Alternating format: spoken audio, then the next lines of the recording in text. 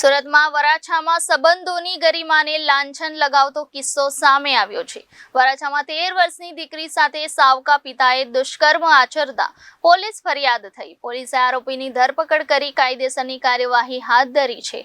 આ અંગે વરાછા પોલીસ પાસેથી મળતી માહિતી પ્રમાણે વરાછા પોલીસ મથકમાં એક દુષ્કર્મની ફરિયાદ નોંધાઈ હતી, જેમાં ફરિયાદી મહિલાએ જણાવ્યું હતું કે પોતે વરાછા જગદીશનગર ખાતે સાડીમાં સ્ટોન લગાડવાનું કામ કરે છે।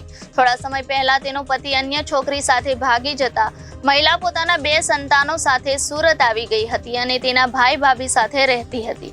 આ દરમિયાન તેની સાથે કામ કરતા રામેશ્વર આસારામ કુશવાહા સાથે પરિચય થતા 10 વર્ષથી લગ્ન કરી લીધા હતા અને તેનાથી 2 દીકરા હતા। મહિલા તેના પતિ સાથે અન્ય 4 સંતાનો સાથે રહેતી હતી। આ દરમિયાન તેના પતિ રામેશ્વર કુશવાહાએ તેની 13 વર્ષની દીકરી સાથે શારીરિક અડપલા કર્યા હતા અને 4 થી 5 વખત શારીરિક સંબંધ બાંધી દુષ્કર્મ આચર્યું હતું અને દીકરી સાથે સૃષ્ટિ વિરુદ્ધનું કૃત્ય આચર્યું હતું।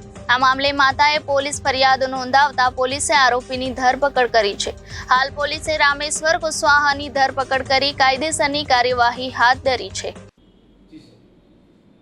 સુરત શહેરના વરાછા પોલીસ સ્ટેશનમાં ગઈકાલે એક સગીર વયની દીકરી ઉપર તેના સાવકા પિતાએ બળાત્કાર તેમજ છેડતી તેમજ પોક્સો એક્ટ હેઠળ ગુનો આચરેલ હોવાની આ દીકરીની માતાએ ફરિયાદ નોંધાવેલ છે।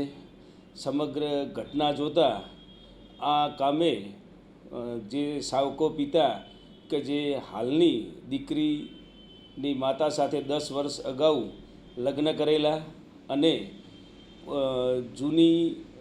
જૂના પિતાની 2 દીકરીઓ તેમજ હાલના લગ્ન જીવન દરમિયાનના 2 સંતાનો એમ 4 સંતાનો સાથે એનો પિતા રહેતો હતો અને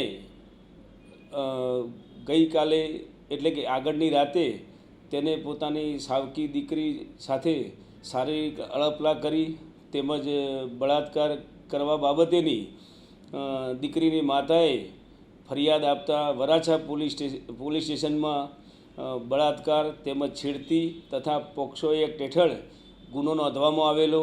તાત્કાલિક આ ગુનાની નોંધણી કરી અને માનનીય પોલીસ કમિશનર શ્રી સુરત શહેર તેમજ સ્પેશિયલ કમિશનર શ્રી તેમજ ડીસીપી ઝોન 1 સરના માર્ગદર્શન હેઠળ પોલીસ ઇન્સ્પેક્ટર શ્રી વરાછા અને તેમની ટીમે તાત્કાલિક આરોપીને ડિટેન કરી અને ધરપકડ કરવામાં આવેલી અને FSLની મદદ લઈ વૈજ્ઞાનિક ઢબે તાત્કાલિક તપાસ હાથ ધરવામાં આવેલી છે।